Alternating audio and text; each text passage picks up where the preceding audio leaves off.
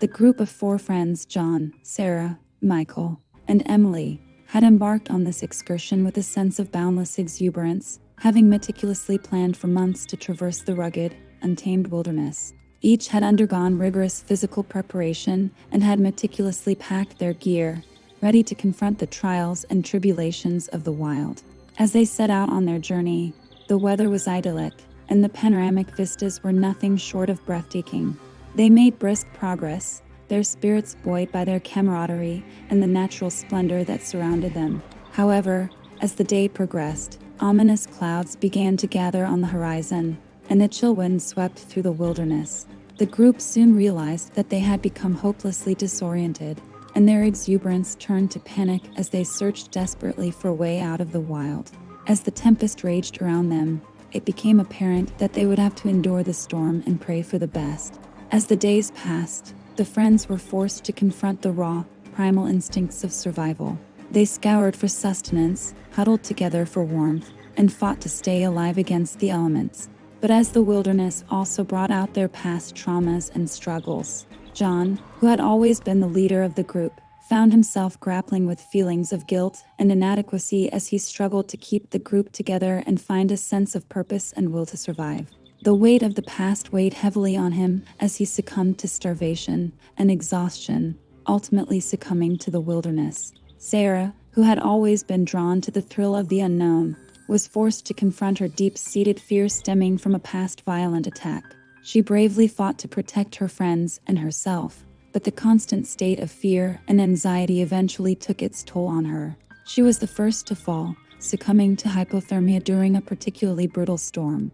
Michael, the quiet and introspective member of the group, was forced to confront his own grief as he faced the possibility of his own death. The loss of his parents in a plane crash had left him with a deep sense of hopelessness and helplessness.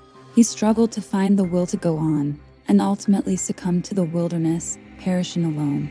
And Emily, the kind and compassionate member of the group, struggled to overcome her past demons of substance abuse. The harsh conditions of the wilderness had left her emotionally and physically exhausted, and she fell victim to her addiction, succumbing to her inner demons and ultimately dying from a drug overdose.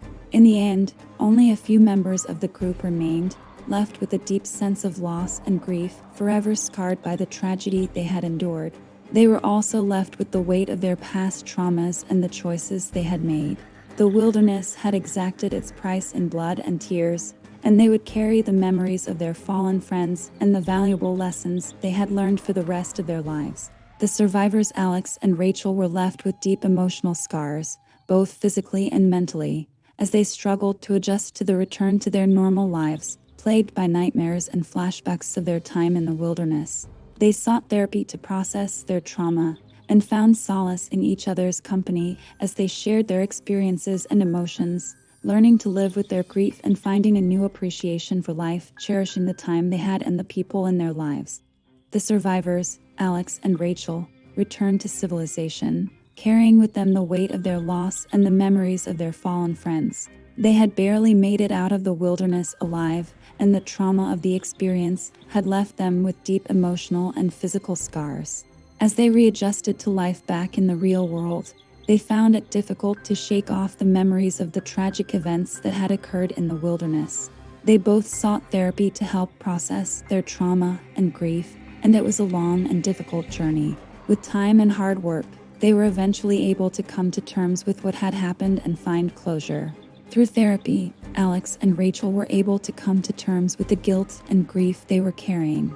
They were able to understand that their mistakes and the events that happened were not under their control, and that helped them accept the loss of their friends. They also were able to appreciate the beauty of life, the preciousness of each moment, and the importance of cherishing the people they had. They focused on their mental and physical well-being, finding solace in the outdoors, a reminder of the wilderness they had survived. Alex and Rachel reconnected with their loved ones, mending relationships that had been damaged by their absence and building new ones. They lived their lives to the fullest, not taking a single moment for granted. They traveled the world, experiencing new cultures and meeting new people. They sought out adventure and pushed themselves to the limits, proving to themselves that they could still live and thrive after their traumatic experience. Eventually, they decided to share their story with the world by publishing a book about their experiences, detailing the events that had occurred in the wilderness and how they were able to survive, with the hope that it would inspire others to never give up and to appreciate life. They also used the proceeds from the book to set up a foundation that helps people who have been through traumatic experiences. The tragedy that they had endured in the wilderness had shaped and changed them forever, but it had also taught them the importance of perseverance, strength, and the value of human connection. They knew that they would carry the memories of their fallen friends with them for the rest of their lives, but they also knew that their story was a testament to the resilience of the human spirit, and that was something to be proud of.